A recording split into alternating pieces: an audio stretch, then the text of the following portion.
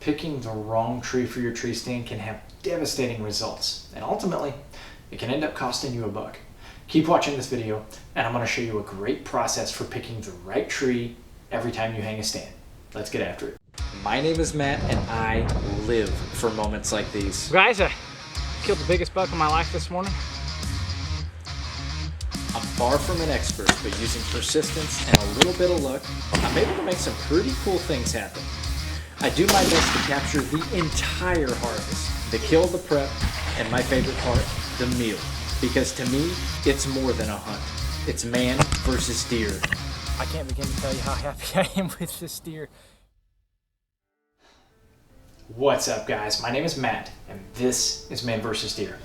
My YouTube channel is primarily a hunting video channel. More specifically, I do a lot of catch, clean, cook style videos. I like to show the whole process, the planning, the kill, the meal, all of it.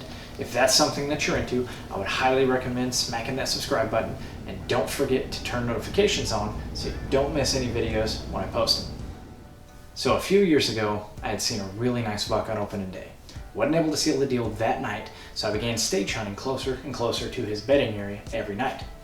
At the end of night 3, I found myself in a pretty long dry creek bed hunting a creek crossing. It was a really well worn out trail, really close to where I suspected this guy was going to be bedding, so I thought my chances were going to be good. I picked out an old, huge sycamore tree that had a really nasty lean to it. Setup wasn't ideal, but it put me within 20 yards of that trail, and I thought would give me a really good shot if the deer decided to use it. It was hard to get set up in, but I did, and I settled in for the night. Night was pretty uneventful, but right before last light, I heard a group of deer coming. They crossed the creek and stopped right in front of me. It was a big group of does, but in that group of does, kind of behind them, was the buck I was trying to shoot. He was a really nice looking buck. The only problem was the way I had my stand, those deer came on my weak side, and the tree had a really nasty lean to it. So in order to shoot these deer, I was going to have to grab my bow and turn in the stand and draw it back and shoot to my weak side. Well, the way this tree was leaned, it was going to make that next to impossible. Knowing that you only get a couple of opportunities like this in a year, I decided I was going to try anyways. So I grabbed my bow and I turned and I kind of did this awkward squat draw thing. And long story short, the way that the stand platform was and the way the tree was leaning, I kind of lost my balance and made a lot more movement than I meant to, and made a little bit of a noise when my foot hit the stand to catch myself. That deer wasn't very far away, heard me, seen me, lived to run another day. The unfortunate thing about this scenario is that after the fact, I really started surveying. And it turns out if I'd have spent about 5 more minutes looking, I would have found a tree that was way smaller in diameter, about 5 yards closer, had way better concealment up top, and would have put those deer on my strong side. So with that being said, nowadays I'm a lot more picky about when and where I put my stands. I really look for 3 main things when I'm picking a tree that I'm going to hunt from, and I'm going to share those 3 things with you right now. Tip number 1, get close. I mean really close. I personally like to set my stand within 10 yards of where I think that deer is going to be standing when I shoot it. Some of you are probably thinking that sounds really close, maybe too close for comfort, but hear me out. Let me explain. By putting my stand that close to where I think I'm going to shoot that deer, it really makes my shot minimal in terms of difficulty. It's also going to make the chances of that deer seeing me in his peripheral vision almost none. Let me explain. If you were to walk by a deer stand at 10 yards, you are basically going to have to turn and look straight up at it in order to see the stand and the hunter in the stand. Now, if you do that same walk at 40, you're going to be able to see peripheral movement a lot easier and just by turning your head a little bit. So by putting your stand that close, you are making it to where that deer has to turn his head and look almost straight up to see you. It's going to hide a lot of your movements, and it's going to make the shot really easy. Tip number 2 is to place your stand so that you can shoot without moving. Here's what that looks like. So, I am a right-handed shooter, which means I'm going to grab my bow with my right hand and I'm going to draw with my left.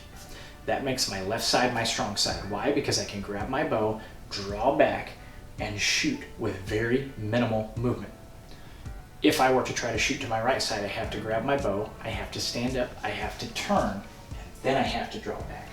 I almost have to move 180 degrees to execute a shot in that direction. That makes my left side my strong side by far. So when I'm looking at a tree to sit in for the night, that factors heavily into my decision. I really need to take a deep look at how the deer are going to move through that area, and when I'm picking my tree, I want to place my left side, my strong side, towards the area where the action's going to be. By thinking this through early and setting my stand accordingly, I'm really going to be able to execute a shot with minimal movement should the opportunity arise. Tip number 3 is pay attention to how high your stand is whenever you're hunting.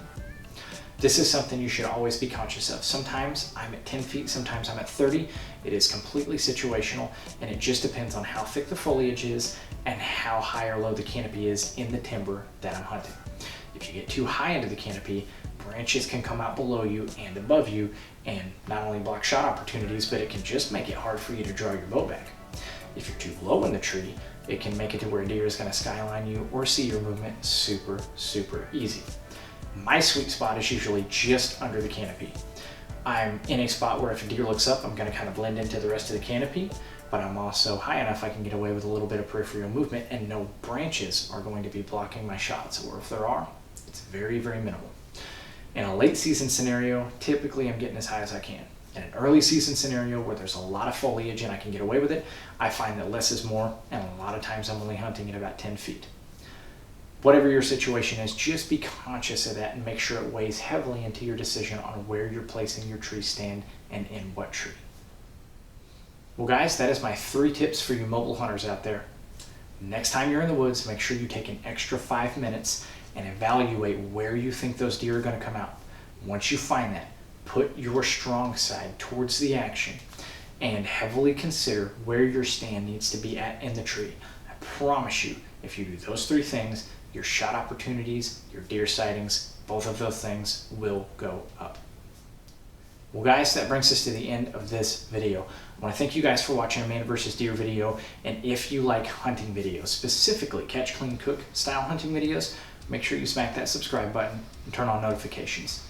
2 videos are going to show as this video closes. Both of them are going to be deer hunting videos. One video in particular that is titled Opening Weekend 12 Point. I would highly recommend that you give this video a watch. A lot of the tactics in this video are used in that video, and I think if you really like deer hunting videos, you're going to seriously enjoy that one. Thanks again for watching guys, and good luck in the woods.